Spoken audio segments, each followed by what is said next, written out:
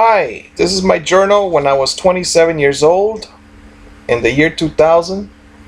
Here are a couple of goals. Get your G license. That's a security guard with a gun license. Just pass the psychological, the medical, the state fee. Send your girlfriend to Costa Rica. We didn't do it though. I sent her back to her home parents, Panama. Hi, Isabel. 3. Trip to California. I did do that.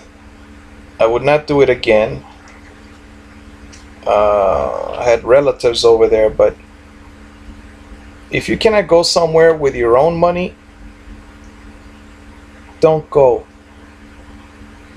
Oh, the ex-wife took me. Well, she wants to travel and all that stuff, but it's really tricky. If you don't have the money to go somewhere, do you really accept money from other people because they don't have anybody to go with? That's something to think about. All right, buy the condo for your new wife and for yourself. Teach her English. All right, she bought the condo herself. I did not teach her English. She taught herself when she went to work. I put her to work. I stopped working and then eventually I put her to work because when she sold that condo, she wouldn't do what I asked her to do with the $100,000. So I said, okay, I won't work anymore. And when the money ran out, then she had to go to work.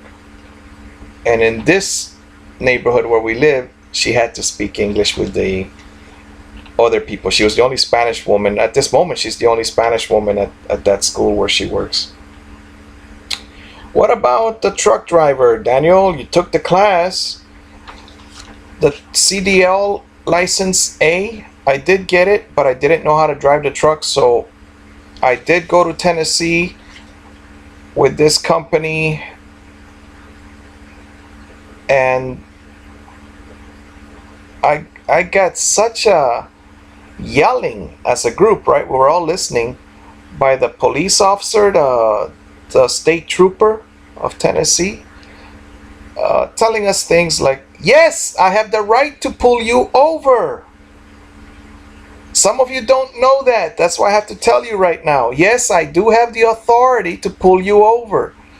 Yes, I do have the authority to make you do a 45-minute safety inspection, even in the cold weather. Yes, I do have the authority to see if you have been sleeping or not. So it was just too much hassle that I didn't continue with it. One, I didn't know how to drive the trucks.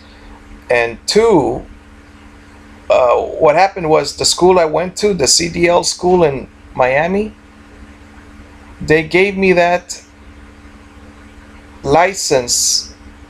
And just because I could put it in reverse and park it and bobcat and things like that, I still didn't know how to transfer gears to get it going on the streets.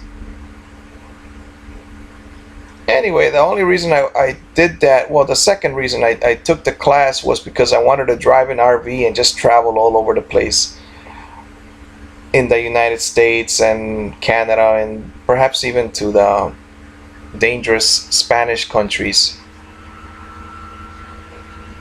However, now my dream has changed because there's so much traffic that I really don't want to be stuck anywhere.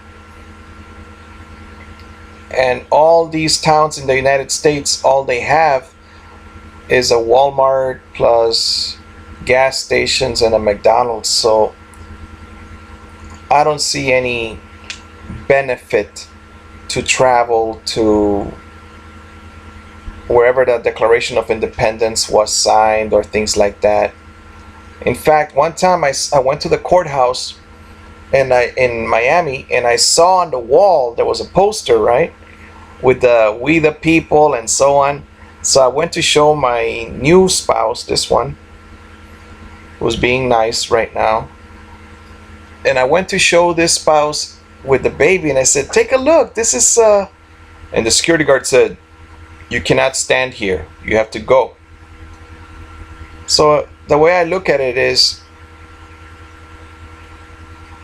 if there's going to be that much security, then just get rid of anything that is pretty, like the Declaration of Independence, and don't have that up on the courthouse. Don't have anything up, just a blank wall so that people just walk by. All right, that's my opinion on that. So now, in fact, one of my therapists went to Chicago, which I told him after he told me he went. I said, that's too dangerous a city to go to. And he said that he was going to go up the Sears Tower. He was on a tour bus with his daughter. He's 60 or something, and his daughter is, I guess, 30 or something. And maybe younger, but he said, we didn't go up there because we didn't want to go through security, and that was an hour long because there was a wait, a bunch of people. And so there is no place really to go to for you to have a human experience. If you go to the Grand Canyon, maybe that would be fun. If you take the people that you want to travel with, even if it's just your family, but you also take maybe a tour bus or something. Tourists on a tour bus, they do have fun if you control like a one-day tour bus, not this thing about being on the bus for 30 days, which is what I went through when my mother sent me to Europe. That was a horrible experience. I mean, yes, there were hotels every 3 days, but I didn't even know what city I was in. All right, Daniel, how about this one in the journal here? The ESOL teacher, teaching Costa Rica, Mexico.